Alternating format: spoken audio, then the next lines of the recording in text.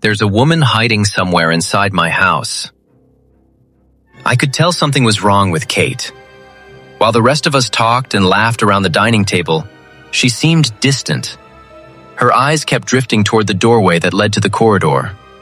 Every so often, she nodded absently when someone offered to top up her wine glass. Amid all the noise and conversation, her behavior went unnoticed by everyone, except me. I reached for her hand beneath the table and gave it a gentle squeeze. She startled and turned to me, confusion flickering across her face. I tilted my head toward the kitchen. "Honey, can you help me grab more snacks?" She glanced once more at the corridor, then nodded. As we excused ourselves, Frankie continued with his entirely fabricated, but undeniably entertaining story about his travels through Asia, completely unperturbed. Once the kitchen door closed behind us, I placed a hand on Kate's shoulder. "You okay?" She frowned. "I know he's a bit of an ass," I said, "but Frankie's still a damn sight better than my sister's last few boyfriends." Nothing. Not even a flicker of a smile. "Kate, what's wrong?" My voice hardened despite myself. "Nothing," she said, shaking her head as she poured snacks into a bowl. "It's just—" Laughter erupted from the dining room, Jen's strange, snorting laugh cutting through the others, just like when we were kids. "Just what?" "The friend," she said quietly. "The one who came with Linda and Ray." I nodded. "Yeah, the quiet one. Mary, right?" She shrugged. "Where is she?" I stared at her. "She's at the table." Kate met my eyes. "No, she isn't." I let out a laugh and pulled another bottle of wine from the fridge. "Come on, what's this about?" "I'm serious, Pete. When everyone went into the dining room, she asked to use the bathroom. She never came back." My smile faded when I saw the worry on her face. "That was—" I checked my watch. "Over 2 hours ago." I set the bottle down and peered through the kitchen doorway. 8 friends sat laughing, drinking, talking. 10 empty plates, including ours. Mary wasn't there. Jen caught my stare. "What's the holdup on the food, birthday boy?" I forced a laugh and retreated back into the kitchen. "I could have sworn," I muttered. "Should I go check on her?" "I already did," Kate said. "Twice. And other people have used the bathroom since." "So where could she—" "Maybe she felt awkward and left," she said. I thought that too, but her coat's still here. Rain streaked down the kitchen window, streetlights smearing yellow across the black night outside. "And you checked everywhere?" She shrugged. "Should I say something to the others?" "No," she said quickly, lifting the snack bowl. "Can you check upstairs while I keep things moving down here?" "Okay," I said, though unease crept in. How could someone vanish inside a house with only 3 rooms upstairs? The stairs creaked beneath my feet as I left the warm hum of conversation behind. The house felt different up here, quiet, watchful. At the end of the hallway stood 3 doors, the bathroom, the master bedroom, and my study. I knocked on the bathroom door. Silence. Inside, everything was normal.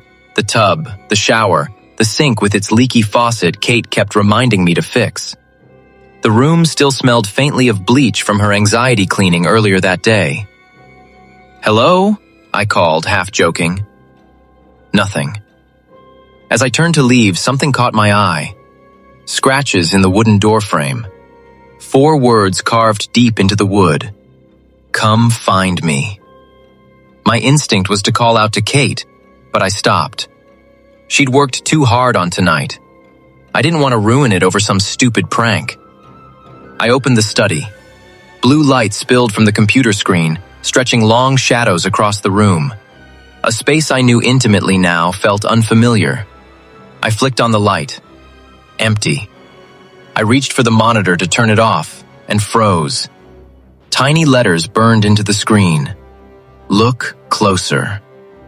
My phone vibrated. Kate. "Hey, how's it going?" "Fine. Have you found me yet?" I frowned. There's no one here. Something weird in the bathroom. Probably Frankie messing around. Okay, what kind of weird? I'll check our room and come back down. Don't be long. Your sister's getting political again. As I pocketed my phone, the study door clicked shut behind me. I yanked it open. The corridor was empty. Laughter drifted up through the floorboards. Enough. The master bedroom lights flicked on, revealing our usual chaos. Unmade bed, overflowing laundry basket, Kate's makeup scattered across the duvet.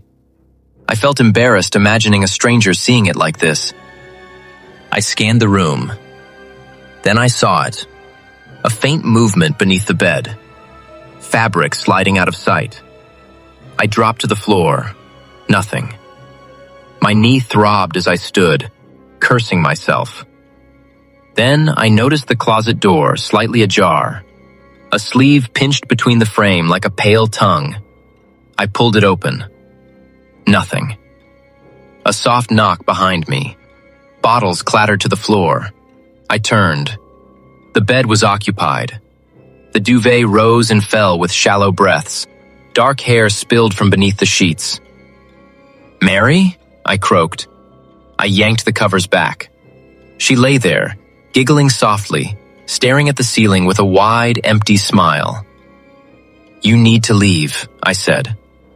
Her eyes slid toward me. In one swift motion, she stood and backed out of the room. Moments later, I heard the front door slam. The party resumed. Laughter returned. Mary's coat was gone. Everything felt normal again. Until Ray froze as I joked, "And don't bring any next time." His look said everything. Later, while Kate ran a bath, I found the card on the counter. Inside, 4 words. "Come find us, Pete." I ran upstairs. The bathroom was empty. Steam curled around the room. Water overflowed the tub. On the mirror, written in streaks, "Come find us."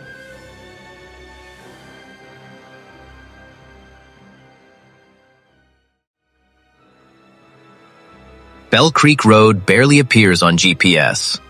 A thin gray line cutting through dense forest in northern Washington. Even during the day, the trees lean too close, their branches forming a tunnel that swallows sound. No streetlights, no houses, no cell service after midnight. Locals avoid it. Truck drivers take longer routes. Teenagers dare each other to drive past the entrance, but none go far. Everyone knows someone who had a strange experience there, even if they never talk about it openly. In 2009, the county tried to shut it down. Officially, the reason was safety. Too many accidents. Too many emergency calls where responders arrived to find nothing. No wreckage, no injured drivers, no sign anyone had ever been there. Except one claim repeated every time. Someone was watching from the trees. October 14th, 2018, 2:11 a.m. 911 receives a call. The caller is calm. Too calm. Her name is Laura Mitchell. She says she took Bell Creek Road as a shortcut, trying to shave 15 minutes off a long drive home. When asked why she stopped, Laura hesitates before saying, "There's a house here. It shouldn't be here." Then she adds, quieter, "It looks copied." A pause stretches on the line. "It's my house." Laura explains the house matches her childhood home in Ohio, the one she hadn't visited in years, the one that was sold after her parents died.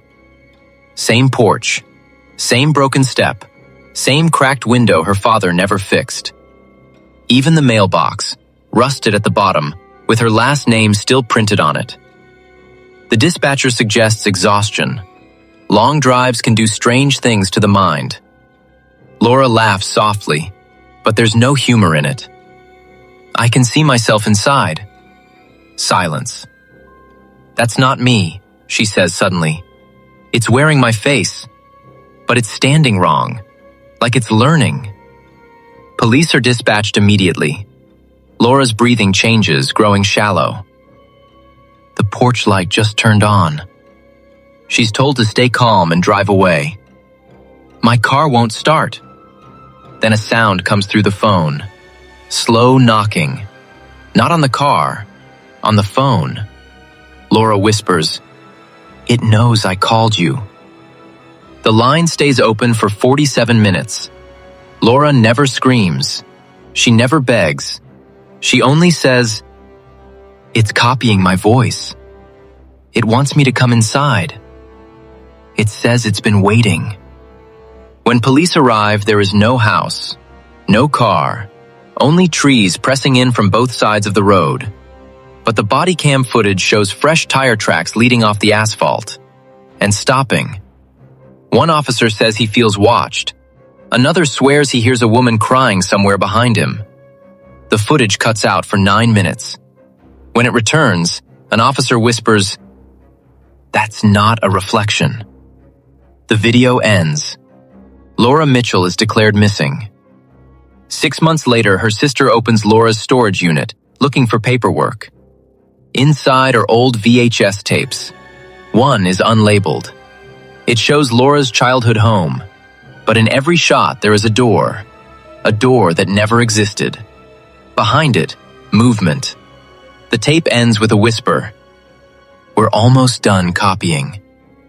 The date on the tape is 2019. Investigators later uncover 12 similar cases across rural America. Remote roads, a house that doesn't belong, familiar faces, no bodies.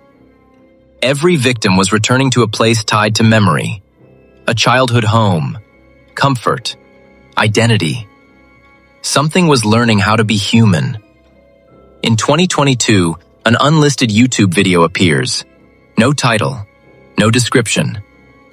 The video shows a house on Bell Creek Road. The porch light turns on. A woman steps outside. She looks normal, until she smiles. Her eyes blink out of sync. She looks directly into the camera and says, "We don't want to hurt you. We just want to live where you lived." The channel is deleted hours later. But people who watch the full video report the same thing. That night they dream of a house that feels like home.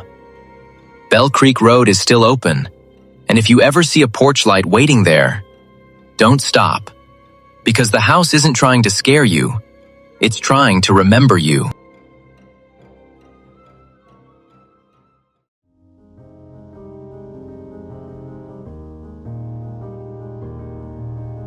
The piano in the basement.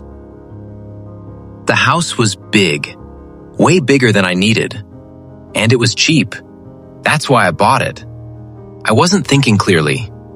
I was 22, depressed, newly graduated, and sitting on an inheritance after losing both of my parents in a car crash just months before high school ended. Closed casket. Identified by dental records and IDs. That kind of crash. They'd been successful. My mother a dentist, my father a psychologist. When they died, everything became mine. The house, the savings, all of it. 4 years later, I sold their home. Too many memories, too many nightmares. I never found closure there. In October 2010, I decided to start over. That's when I found the house. Large, cheap. Same town where I worked at a bank while trying to make it as a horror writer. It felt like a fresh start. The realtor mentioned one thing. "There's a piano in the basement," she said. "That's where the previous owner died." She didn't elaborate. I didn't ask. Mistake number 1. The house had 6 bedrooms, 3 bathrooms, empty rooms I didn't need, and a basement door I avoided. For the first few days, everything was quiet. Then, Friday night, it happened. I was playing video games when I heard it. A single piano note. Soft, isolated, clear. From the basement. I froze. Maybe the house settling. Maybe rodents. Maybe imagination. Then the doorbell rang. Food delivery. The relief was instant. I cranked the TV volume up afterward and went to bed early. That night I woke up, not from a nightmare, from music, a piano piece. violent, dissonant, chaotic. Years later, I'd identify it as Suicide in an Airplane by Leo Ornstein. But that night, it felt like someone was attacking the keys downstairs. My heart pounded. I locked my bedroom door and forced myself to sleep. Morning came. Silence. I convinced myself I imagined it. The next day, I went to the library and looked up the house. Every previous owner had lived alone. Every single one died by suicide. One hanged upstairs. The next drowned in a bathroom. The next shot himself in the kitchen. The next poisoned himself in the dining room. Each reported seeing the previous victim before they died. And the most recent? A pianist. She lasted 3 months. Neighbors said she complained about visions, about someone poisoning himself in the dining room, about unbearable sounds. She was found in the basement, wrists carved open, slumped over the piano. I left the library shaking. When I got home, the basement door was open. I know I locked it. I ran upstairs for my phone. It was placed neatly in the center of my bed, headphones wrapped beside it. Then the music started again. Loud, unmistakable. I don't know why I went toward the basement. I just did. Halfway down the stairs, the door slammed. Hard. It hit me. I fell the rest of the way down. The music was everywhere. My ears felt like they were going to burst. I turned on my phone screen for light, and I saw her. Sitting at the piano, wrists split open, blood dripping onto the keys as she played. She stopped, turned, looked directly at me. Then she stood up, bare feet slapping against wet concrete as she walked toward me. I ran. She grabbed my arm, but the blood made her grip slip. I escaped up the stairs. I didn't think. I lit a dish towel on fire and threw it into the entryway. As flames spread, I saw her standing in the doorway, smiling. Then she turned and walked back down the basement stairs as the house burned. The music stopped. I drove for almost 24 hours straight, ended up in Davenport, Iowa. The fire was ruled an accident. Of course it was. Years passed. I rebuilt my life. Smaller house, no basement, wife, daughter, stability. I never told them about the house, about the pattern, about the piano. But sometimes, very early in the morning, I wake up, and if the house is quiet, if I focus hard enough, I can still hear it. Somewhere below me. Faint, dissonant. Leo Ornstein's Suicide in an Airplane.